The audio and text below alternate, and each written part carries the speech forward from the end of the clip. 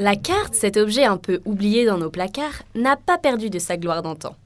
Patrimoine de l'humanité depuis 2600 avant Jésus-Christ, elle a su s'imposer comme un outil nécessaire à l'homme pour se repérer dans l'espace. L'œuvre des cartographes nous guide à travers tout type de terrain dans l'organisation de nos voyages les plus insolites. Elle nous renvoie tout d'abord aux grandes excursions, mais il ne faut pas oublier que c'est avant tout un objet du quotidien. À pied, à vélo ou en voiture, tous les modes de transport nécessitent son usage. Pour mieux comprendre ce phénomène, allons à la rencontre d'Isabelle Raguenaud. La carte en papier, pour nous, c'est un outil de travail qui nous permet de présenter la ville à nos visiteurs, la voyons dans sa globalité. Et c'est plus facile après d'indiquer, d'apporter des annotations, de griffonner. Nos visiteurs, ça leur permet aussi de se rassurer, d'avoir quelque chose entre les mains pour pouvoir être guidés dans la ville. Il faut savoir qu'on est peut-être à l'heure du numérique, mais nous avons encore énormément de papier. Le public et nos visiteurs adorent le papier. Ce sont des papivores. Je pense que oui, le papier, il a encore pas mal de temps à vivre avec nous. La carte n'est pas le seul moyen de se repérer sur le marché. Il existe également un bon nombre d'appareils numériques utiles à l'orientation.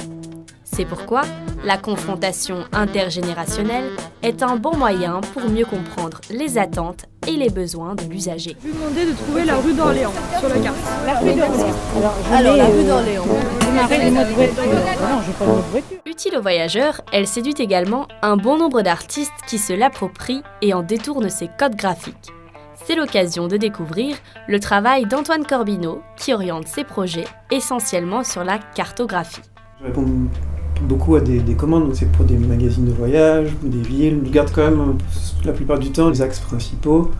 Je déforme pas trop, donc elles sont assez fidèles à la réalité globalement. Mais c'est pas le but premier, parce que de toute manière, je sais que les gens ont leur téléphone avec des bonnes cartes maintenant super faciles à utiliser. C'est pour ça que je me permets plus de liberté, c'est pour m'amuser, quoi. Pour faire une proposition un peu originale, colorée. Et puis les cartes, c'est des choses que les gens aiment en général pas mal et ils gardent longtemps sur leur mur. Ça, c'est intéressant aussi de penser à un visuel qui soit un peu durable et pas quelque chose de jetable.